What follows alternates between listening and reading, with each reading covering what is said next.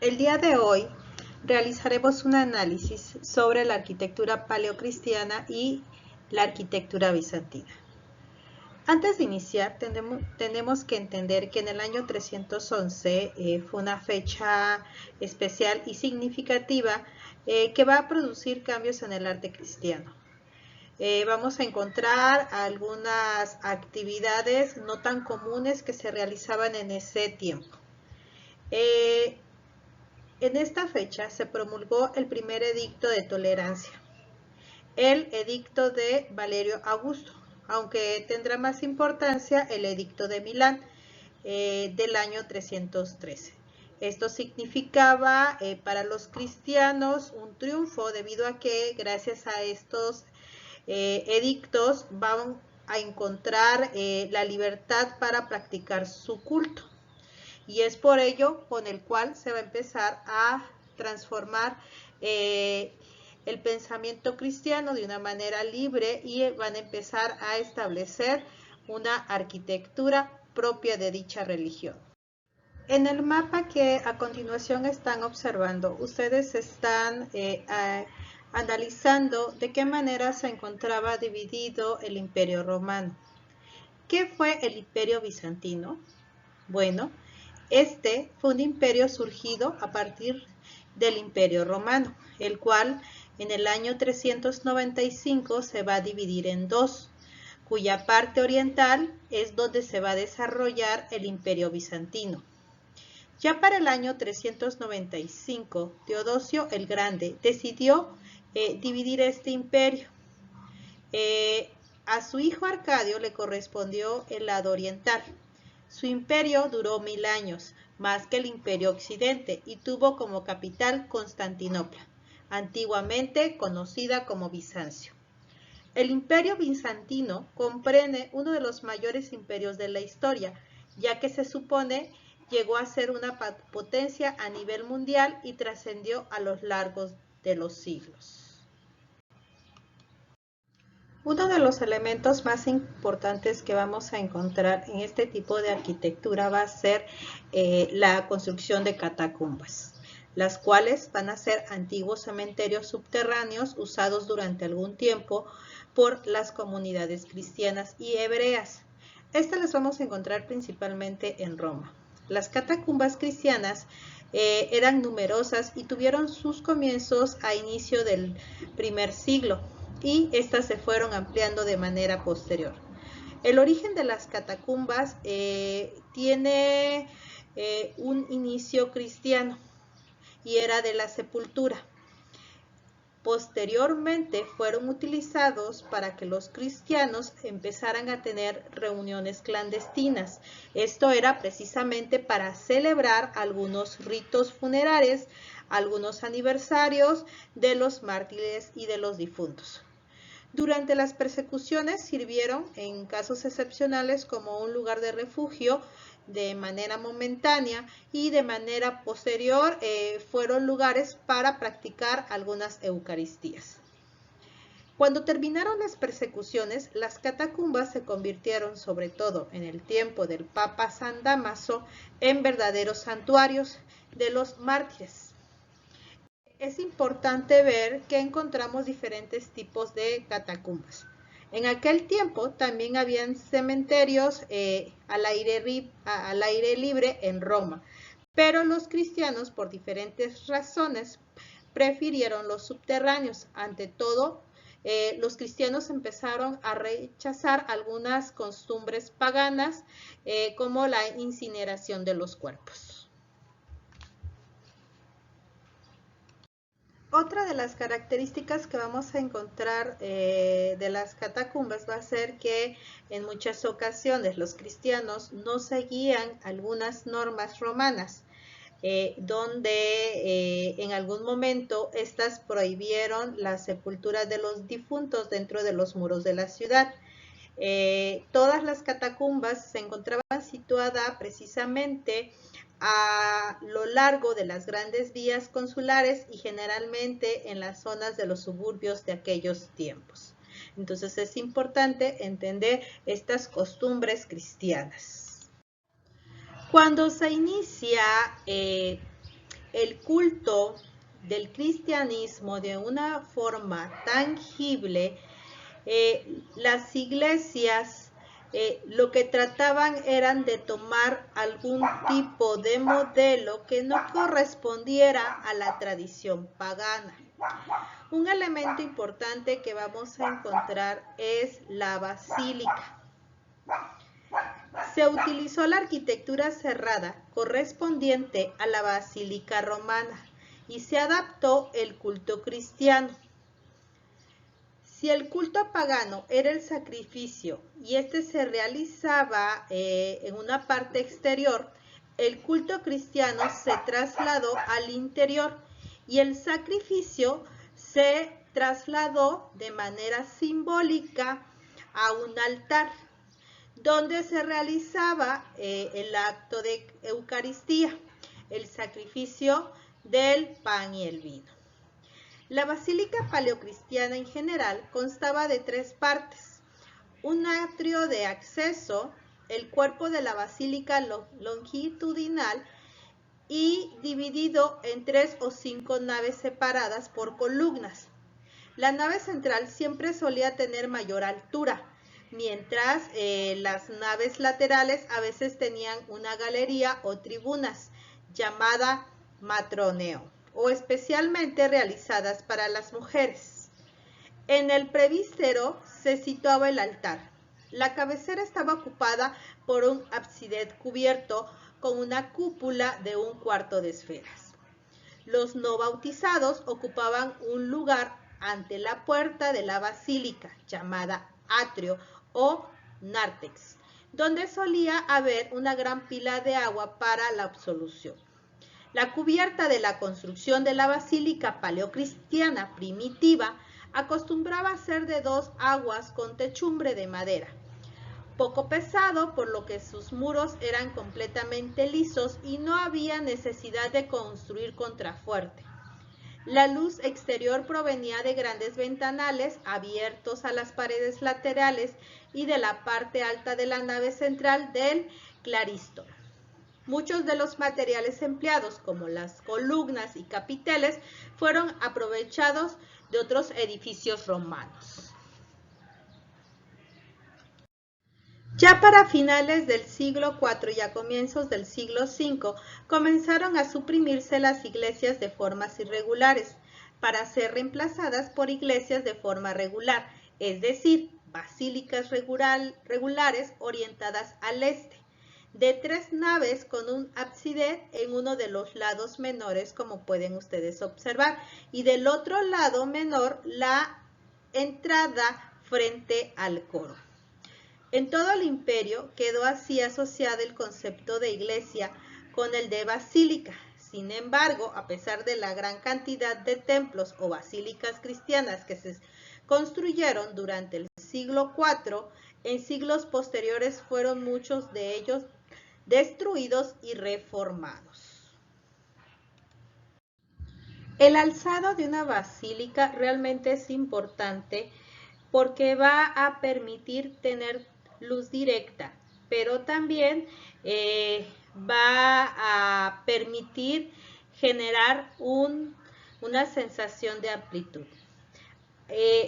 Tenemos que está constituida por ventanas tanto de la nave central como de las laterales. Esto es posible gracias a que la techumbre que cubre la nave, como ustedes pueden observar, es lo suficientemente ligera.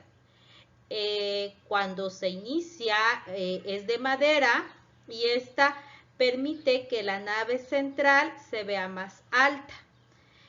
Tiene algunos vanos y con ello va a permitir la capacidad del muro para poder sustentar la cubierta.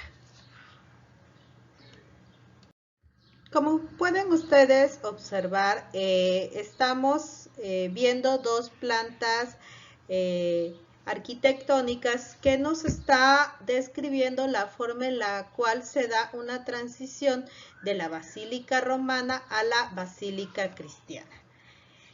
Cuando se da el edicto de Milán, muchas de las propiedades romanas pasaron o fueron donadas a la iglesia, y cuando se inicia el culto cristiano, este se empezó a ser realizado en edificios paganos. De manera posterior se va a crear el edificio propio, que va a ser la Basílica Paleocristiana. Otra de las basílicas que podemos retomar es la Basílica de Santa María la Mayor. Es una construcción que fue cimentada sobre un templo pagano de Cibeles. Está erigida a Santa María la Mayor y es la única iglesia romana que conserva la planta estrictamente basilical, y la estructura es paleocristiana primitiva. Otras de las basílicas que no podemos dejar de mencionar es la de San Juan de Letrán. Es la catedral de la diócesis de Roma, donde se encuentra la sede episcopal del obispo de Roma. Cabe destacar que es más conocida con el nombre de San Juan por los dos santos principales que tienen sendas capillas dedicadas en su interior. Es una de las 4 basílicas papales de Roma, de las más antiguas y la de rango superior.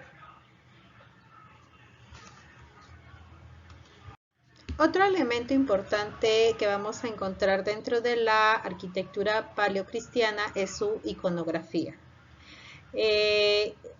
Esta va a tener sus raíces en la concepción plástica y temática romana. Como no podían profesar abiertamente su fe, los cristianos se valían de algunos símbolos que pintaban en muros que se encontraban en las catacumbas, y con mayor frecuencia grababan en las lápidas de mármol algunos elementos que solamente ellos podrían entender. Se mantienen algunas formas con grandes significados, y vamos a encontrar que la vid ya no representa las fiestas del Baco, sino la sangre de Cristo. Y también encontramos imágenes religiosas en escenarios realizando algún tipo de actividades. La evolución de la iconografía paleocristiana va a ser la siguiente. En el siglo I y en el siglo II se van a mantener las formas y los temas romanos, pero va a cambiar el significado. Se representan mediante símbolos. Por ejemplo, la utilización de palomas, de pavos, de anclas, del cordero, del crismo, de los panes, del vino y del vid. Ya para el siglo III entra la iconografía cristiana con representaciones humanas. Se copian temas típicos de la iconografía grecorromana, temas como el Antiguo Testamento, en este caso el Buen Pastor, Orante, Jonás, Daniel, Lázaro, Adán y Eva. Y va a retomar algunos elementos del Nuevo Testamento, como la pasión y resurrección de Cristo. Para el siglo IV, con la iglesia ya generando lazos de paz y teniendo ya un culto abierto, los temas se hacen claramente cristianos. El arte sale de las catacumbas y se comienzan a construir al aire libre. Inician pintando paisajes del Antiguo Testamento y del Nuevo Testamento. Dentro de la simbología cristiana, como ya hicimos mención, entre el siglo I y el siglo II, vamos a encontrar que la paloma significa el alma, el bautizo, la pureza y la resurrección. También vamos a encontrar que el pavo es la alegoría de la inmortalidad. Encontramos algunos elementos como el ancla, como ya hicimos mención, que esta va a representar la salvación eterna, la esperanza, el alma que ha alcanzado felizmente el puerto de la eternidad. También encontramos el pez, que va a significar Cristo.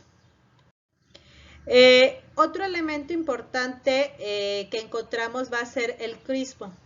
que es la unión de la X y de la P, formando el inicio, como ya ustedes pueden observar en la diapositiva. Más tarde se le va a agregar el alfa y el omega. Cristo como Dios y hombre, principio y fin. La circunferencia que la rodea significa el carácter divino. Para el siglo V y II encontramos la iconografía de los panes y de los peces. El pan es el cuerpo de Cristo en la Eucaristía y los peces significan el milagro de la multiplicación. Esto está precisamente grabado en la catacumba de San Calixto. De los símbolos cristianos que también vamos a encontrar es el banquete, que posee varios significados rituales. Se cree que pueden llegar a ser paganos o algunas ceremonias paganas, pero otras se establecen que pudiera llegar a ser la última cena. Entonces tiene estos dos significados. Para el siglo III, como ya hice mención, se encuentra la concepción de las figuras. Podemos observar distanciamiento de la realidad con algunos escenarios desmaterializados. Se pueden observar fondos neutros. Otras figuras nos indican que se camina hacia generar un plano de abstracción. En este caso representaba el plano superior a diferencia del mundo real. Otra característica de la iconografía va a ser la pérdida de la noción del bulto. En este caso va a ser la percepción del volumen, quedando la figura relegada en un contorno. El color que se va a utilizar va a ser, en este caso, muy tenue y se desentiende del modelado. La iconografía que pueden observar del buen pastor, en este caso Cristo pastor de oveja, es una que constantemente vamos encontrando en este periodo. Como lo pueden observar, lo encontramos tanto en pintura como en escultura. El orante va a ser otra de las características más importantes que se encuentran, y como ustedes pueden observar, un ejemplo que les traigo es la catacumba de Priscila. Los orantes se representan de pie, con los brazos en alto, traen túnica y manejan una posición de oración. La Virgen con el niño es otro de los elementos muy presentes. Les traigo el ejemplo de la catacumba de Priscila. Es una representación, o se quiere creer así, que es la representación de la madre de todos los fieles. Otro elemento va a ser la de Cristo Orfeo. Es la alegoría de Cristo que baja al infierno y libera a los condenados, pero al igual que Orfeo, muere por ellos. De los elementos también que encontramos van a ser algunos pasajes del Antiguo Testamento. Por ejemplo, Daniel en el foso de los leones y Jonás tragado por un monstruo marino. Otro elemento es que también se saca del Antiguo Testamento, va a ser la representación de Adán y Eva. La iconografía que se presenta constantemente hace alusión a la representación de rituales cristianos, la utilización del mármol policromado. Se van a aprovechar algunos elementos romanos y se van a utilizar ornamentación narrativa seguida como árboles o arcos. La iconografía ya del siglo III, el de Cristo Maestro, nos da la representación de Jesús representado como un joven apolineo, a la usanza romana, en este caso simulando un emperador.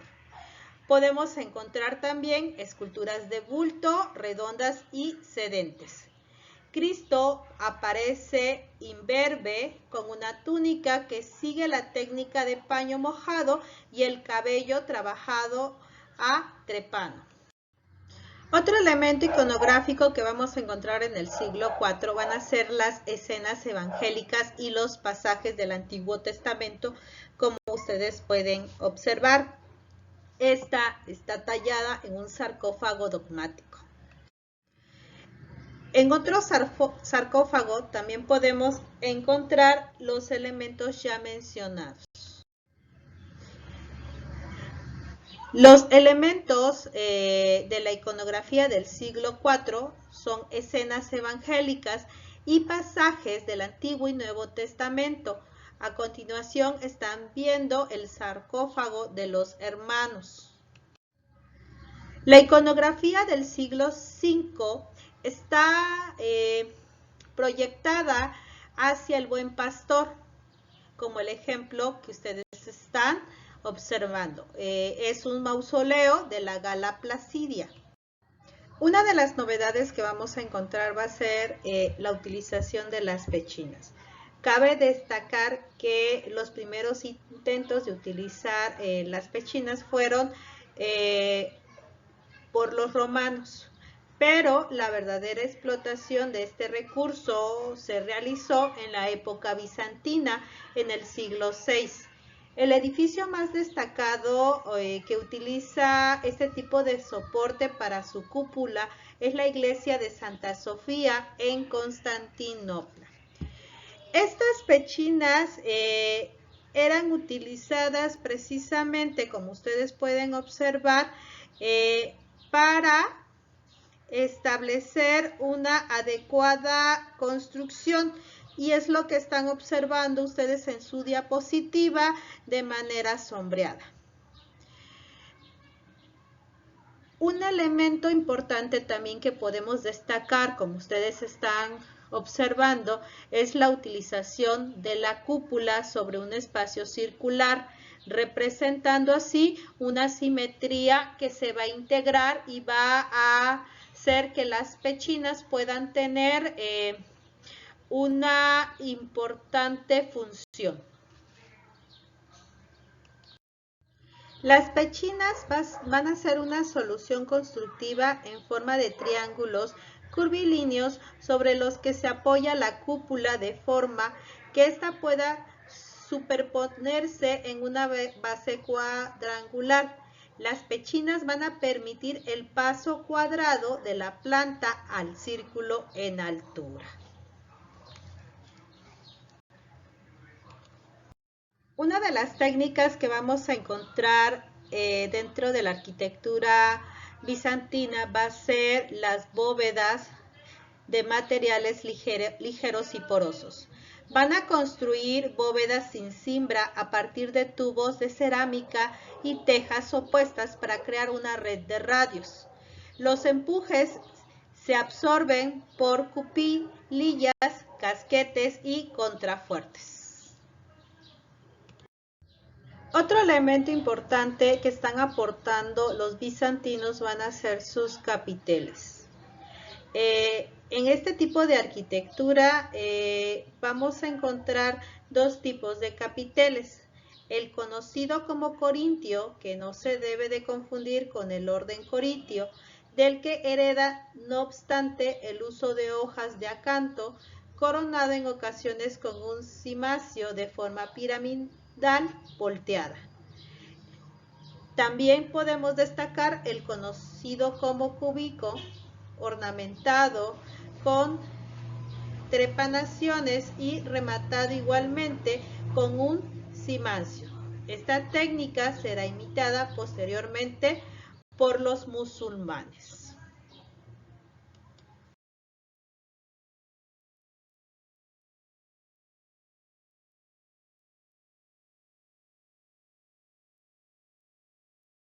Estas son algunas de las características de la arquitectura paleocristiana y bizantina. Vamos a hacer un repaso de los elementos más importantes que estuvimos analizando. Como ustedes pueden observar en la diapositiva, están viendo cuáles son las grandes transformaciones de la desaparición del Imperio Romano. Si ustedes recuerdan, tenemos que el Imperio Romano se va a encontrar dividido en Oriente y Occidente. Esta división va a empezar a generar una crisis, en este caso, la crisis de las instituciones políticas y sociales que vamos a empezar a padecer. Otro elemento importante va a ser la ruralización de la vida europea, lo cual va a desencadenar una inestabilidad política y va a establecer invasiones, guerras y epidemias. De manera posterior, ustedes pueden observar que la imposición de una visión teocentrista basada en la fe y en la creencia religiosa va a afirmar que en este caso la religión católica empiece a tener un gran impulso, como ya estuvimos analizando a través del Edicto de Milán. La creciente importancia de la religión católica va a hacer que el mundo cristiano tenga un gran crecimiento y a su vez su arquitectura. El arte paleocristiano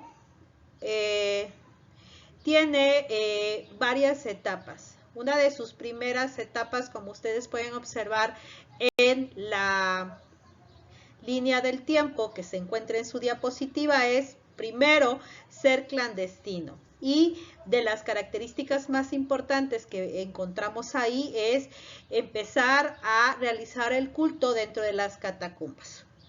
También podemos observar la utilización de su iconografía, como ustedes observan. Después de ahí vamos a encontrar que con el Edicto de Milán en el año 313 por Constantino, la religión católica encuentra una visibilidad y se tiene la necesidad de realizar las liturgias al aire libre. Esto va a generar que se realicen algunas adopciones de elementos arquitectónicos paganos y se empieza a establecer una arquitectura con esta fusión. La difusión del cristianismo va a permitir precisamente que éste empiece a crecer y empiece a generar su propio arte. Empiece a generar elementos propios que van a corresponder a lo que son los ideales cristianos o católicos.